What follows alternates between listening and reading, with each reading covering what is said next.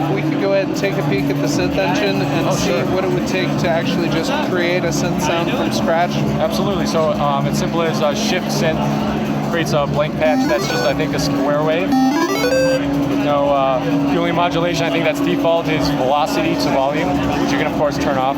Sure. But so, yeah, the synth engine, if you like menu diving, you've got, oscillator 1 and 2, type, whatever. But also, when you select that, the shortcut pops up right here. And the shortcut layout, like I said, is very logical. It makes sense wherever. So you hit Shift and then you pick whatever? Yep, you can hit Shift and whatever, or, here, let me get back out because I was in the menu diving. Shift and whatever, or the key and whatever. You can hit the key and saturation. That gets loud fast. So, but yeah, so go ahead. So for example, right off the bat, I want to look at the different synth engines. That was type. Yep. So if I hit Shift, we have square is the default. There's an analog modeled square, A square.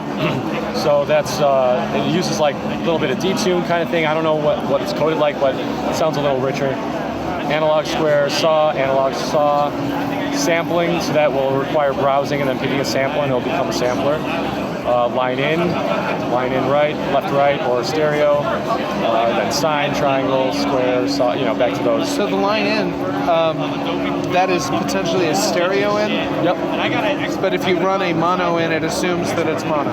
So if it sees tip, when you're it doesn't assume, I don't believe. I think you do, as you're setting the type, you pick line in, you want to pick the appropriate one for what you're doing. Well, no, like I was saying, like when you ran the bass in. Yeah. Did it just recognize? The default is left okay. input. But also, I mean, you can save a template that, like I had a save template and I left it at left because that's all you need for a stereo, or I'm sorry, mono. For a mono instrument. Yep. So, but you can make your tempo stereo. Yeah, absolutely. It'll remember that. Because, yeah, you can change which one you want. So line in is fun too because then it directs from the mic or whatever, and then you can transpose the note either over a synth or just using transpose and weird different things, LFOs on pitch. And I did that with my bass when I performed last night. I had a line in from a synth and just transposed up an octave so I can make like lead stuff on the bass because it's higher range. Awesome.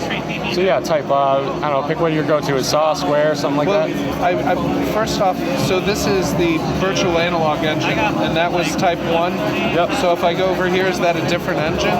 So there's 2 oscillators in the engine, yeah. So this is, that's the second. Right. By default, this is level all the way down. So in the default state, you have one oscillator at full volume, the other one off, so that you can just start from the basic as you would one single oscillator. But you can always mix in the level of oscillator 2 and detune it and transpose it. Have a separate, different kind of waveform. Okay. If I was going to do like the FM instead of that, because this has an FM Yes, function. correct. So that's a different synth mode actually. So there's under the master, I believe, synth mode. Yes. Oh, okay. So I was thinking type, but that's the type of waveform. Right. Correct. So that's assuming that. So I'd go to synth mode, and this is subtractive. Yes. Subtractive, which also works for sampling. Yes. Okay. Then FM. FM. That engages the modulators. Ring modulator. And that's it. Because okay, subtract again. Yeah. Cool. Okay, so then we said type, that's the type of waveform. We can go back to... Now the analog saw and the analog square actually take more processing power? Yes, slightly more, yes. Just slightly more? Or? Yeah, I mean, I haven't had any issues where it's like, I use those a lot because I kind of like the analog-ish sound. Okay. Sometimes I'll do more, but So we'll start off with that. And that's still flashing. I had been holding shift. Did I need to hold shift after I hit that once? Or? No, yeah, once you hit it, you're in that parameter, and so you can adjust and play. Oh, okay, so I didn't have to hold. Right, you hit back and then to you just hit back to, okay. Yep. So we're in. So now if I want to modify another parameter, like let's say this would be, that would be oscillator 2 to do type there. So if I hit shift there, and do that, and I want to keep square on there, I should hear both? Well, right now, still oscillator 2 is still mixed all the way low, so it's off. So I do that, there. And then... We'll shift. You got to do the shift to get that pulled up. Thank you, sorry. Shift, that. There, so now turn that up. You can go all the way to 50. That should be okay. Might get a little loud, but... Oh, how about... Yeah, you can mix it however you want.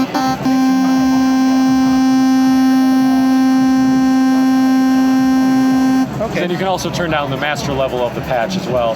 Oh, good. So if you like the balance, but then it seems more saturated, like when the filter starts coming in, just bring the master down. You don't have to worry about tuning it. Especially if you're using the actual saturation effect. You generally want to turn down your master to, or turn down the oscillators feeding it rather to help give you headroom. Yeah. So before I pick, I could do shift another without having to hit back. Right. Correct. So if I wanted to do pulse width modulation on that, here's pulse width, but it would be the second one.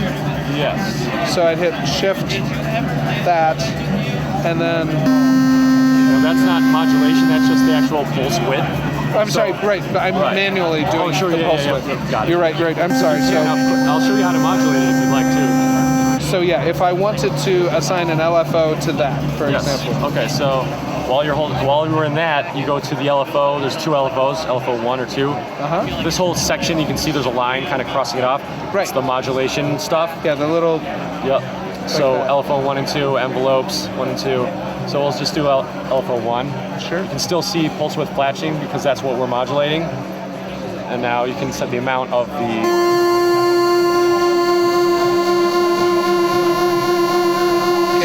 Out of 50, but yeah, 1 to 50. Let's go ahead and leave it like around 30. Okay. And then if I wanted to take the LFO and control the rate of that. So the LFO parameters are right here. So you got LFO rate or sync rate and then the shape. And that's the main parameters there. So that's and it was LFO simple. 1 rate. So hit shift. So first I would check the sync because sync has to be off for the rate to make a difference. So sync is right above that. Off. Oh, it is off. Okay, cool. So you can control the rate then. And the rate says 30 currently. Absolutely. There you go. Yep. So at that point. Now there is there's like one of those special keyboard views that they do that shows the octaves. So you can play the playable keyboard, yes. Right. So that's here. Oh, which is designated by a keyboard. Of course, simple enough, right? And the octaves are designated. So here, let me get out of the shortcut so it illuminates more. Sure. You can see the darkest illuminated color. That's the root note, which you can change. Right now, default is C. It says C right there as you play it. And so it's isomorphic chromatic, And whatever scale you have currently selected will be where the colors are. The black keys then would be here, which you can change whatever the scale and key is, of course. But it says, hey, if this is the key you're in, so if you these play are the good notes. Playing all the color notes.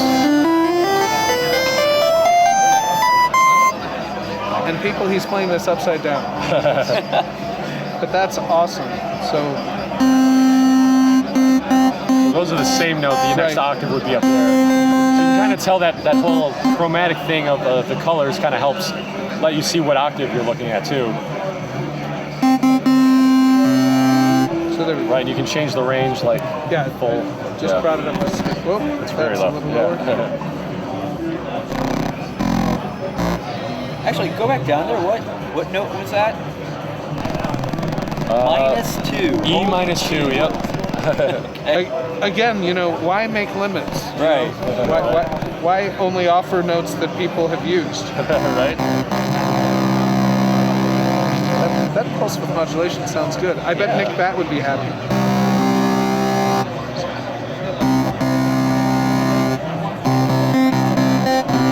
So there's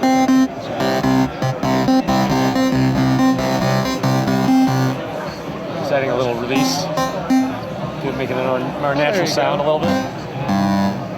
A little bit there.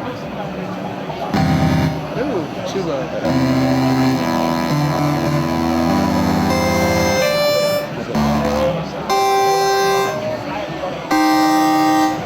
Nice.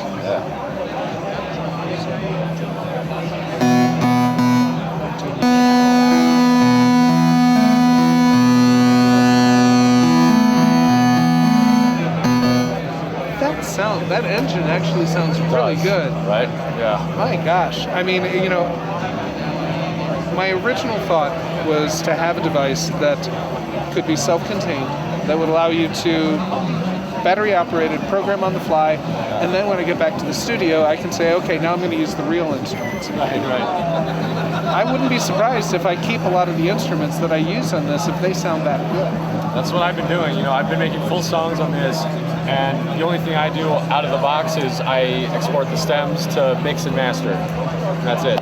Because mixing and mastering, there's no compressor. There's certain limitations, of course, at least for the time being, because it keeps growing. But it's like there's certain things you need to bring into a DAW to finish and have a polished professional sound. But I use all the internal synths, the sampling engine, everything. It's remarkable. The audio is 24-bit, 48K or whatever, the standard CD quality. What 16-bit would be CD? Oh, so 24-bit. So I guess streaming, but it's better than that. 24. Awesome. So you can use 16-bit, but 24 is preferred. Understood. So let's see here. We have. If I were to add an effect to this. Sure, so there's different effects. Again, there's some simple ones parametered here. You got delay and reverb. Delay, time, amount, right there. Reverb amount. So if this knob controls what's on the top, this knob controls what's on the bottom. That's right. So at this point, you've selected that. It's not a shift function. It's just a matter of. Oh, it says 9. Oh no, this is here. Now, are there other parameters with that effect? Yes, so you can get deeper with the shortcuts. Over here is reverb. The amount, which is the same as that. Pan, you can pan the reverb sound. The width, dampening, which is like a bit of a filter for the top end. And then room size, so that it's kind of like decay and size. Oh, okay, yeah, reverb is listed sideways here, and then we've got the lines that are going off that, so you were saying that. The concept of the shortcuts is brilliant. It's just a matter of getting familiar with what is where. Exactly. But once you do, or once you start to know what to look for. Exactly. It's a logical layout, so once you get used to it, it's super fast to jump to whatever you need to do. And, you're doing whatever, but you say, I want to mess with the reverb, you just hit shift, and you say, I want that reverb, I want the, we already did. Maybe like room size. That's room a good one to play with. Yeah, exactly. So to make it huge,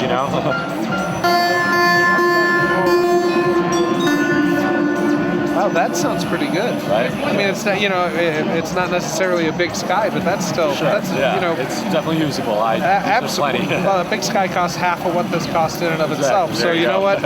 This is better than half a big sky, right? Exactly. Yeah. Oh, I'm just tapping.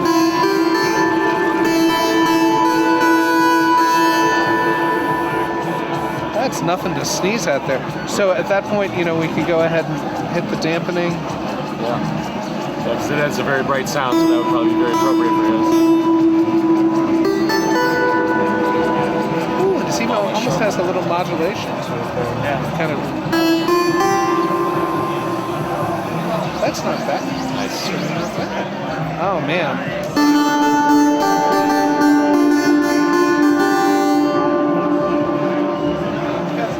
Michael, I cannot thank you enough for your time today. Tom, thank you for coming by. It's a testament to the instrument that you're not somebody employed by the company, but you love it that much. I'm not even a salesman. Exactly. I'm a musician, and I just love it. So. But it's obvious that you love it. It's obvious that you've used it, and you use it well. So cool. Thank you for coming by. I appreciate it. Thank you so much. Nice to meet you. Indeed. Just leave it. I can shift new, back, shift new. There we go.